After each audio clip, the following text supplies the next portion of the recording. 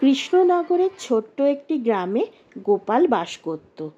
গোপালের তখন অল্প বয়স, তখন সে সেরকম খুব একটা কাজকর্ম করত না, আর তখন তার ভাঁড় হয়ে ওঠাও হয়নি।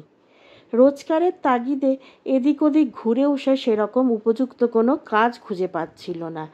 এদিকে সংসারে টাকারও অভাব। তাই সে অনেক ভাবনা চিন্তা করে একদিন ঠিক করলো সে চুরি করবে। কি চুরি করা যায় এই নিয়ে ভাবতে ভাবতে তখনকার দিনে ঘোড়া খুব দামি জিনিস ছিল, তাই সে ঠিক করলো ঘোড়া চুরি করবে। এই গ্রাম সেই গ্রাম সে খোঁজ নিতে লাগলো কার কাছে বেশ ভালো জাতের ঘোড়া আছে। এইরম খোঁজ নিতে নিতে সে দেখল যে পাশের একটি গ্রামে একজন ব্যক্তির কাছে বেশ কয়েকটা ভালো জাতের ঘোড়া আছে। তখন সে ঠিক করলো তার মধ্যে থেকে একটি ঘোড়াই সে চুরি করবে। যেরম ভাবনা সেরম হিসাবে সে এবার কাজ করা আরম্ভ করলো।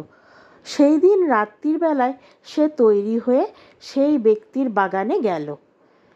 গিয়ে সে পাঁচিলে উঠতে গিয়ে করল এক কেলেঙ্কারি। পা ফসকে ধপাস করে সে পড়ে গেল।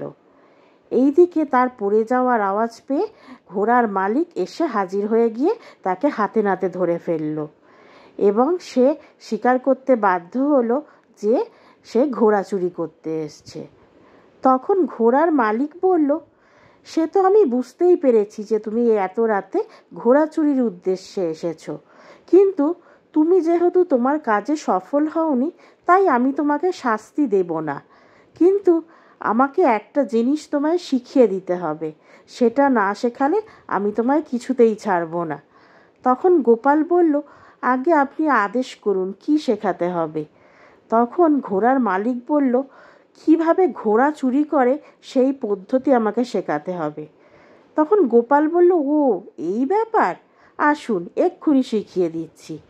এই বলে গোপাল প্রথমে একটি ঘোড়ার কাছে চলে গেল, গিয়ে তার গায়ে মাথায় হাত বুলাতে লাগলো, তার গালে চুম্বন করলো এবং তার গায়ে মাথায় ভালো করে হাত বুলিয়ে বলল, এটা হলো প্রথম ধাপ, এইভাবে আমি আপনার ঘোড়ার বিশ্বাস অর্জন করে নিলাম। এরপরে আপনাকে ঘোড়ার যে গলায় যে দড়িটা পরানো রয়েছে সেটাকে আলতো করে খুলে নিতে হবে এবং সাথে সাথেই কৌশলের সঙ্গে লাগামটা পরিয়ে নিতে হবে। এরপরে আপনাকে কায়দা করে ঘোড়ার পিঠের ওপর উঠে বসতে হবে এবং লাগামটা ধরতে হবে। এরপর আপনার দু পা দিয়ে ঘোড়ার পেটে একটু চাপ দেবেন এবং বেত্রাঘাত করলে লাগাম টানলেই ঘোড়া এগুতে থাকবে। কথা বলতে বলতে গোপাল ঘোড়ার পেটে পা দিয়ে আঘাত করে এবং লাগাম টেনে বেত্রাঘাত করে ঘোড়া নিয়ে আস্তে আস্তে রওনা হতে শুরু করলো এবং যাবার সময় মালিককে বলল, এই রকম পদ্ধতিতেই ঘোড়া চুরি করতে হয়, তবে এইরকম মালিকের সামনে দাঁড়িয়ে এইভাবে ঘোড়া চুরির কৌশল বোধহয় প্রথম আমিই দেখালাম, এই রকম কৌশল মনে হয় জীবনে কেউ দেখায়নি। এইরকম বলে ঘোড়া নিয়ে গোপাল সোজা দৌড় লাগালো।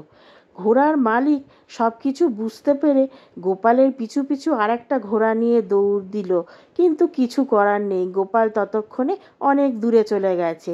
তিনি অনেক চেষ্টা করেও আর গোপালকে ধরতে পারলেন না, তিনি বোকা বেনে গেলেন। এই ধরনের সুন্দর সুন্দর গল্প শোনার জন্য এখনই আমার চ্যানেলটি সাবস্ক্রাইব করে নিন, আর গল্পটি কেমন লাগলো অবশ্যই কমেন্ট করে জানাবেন।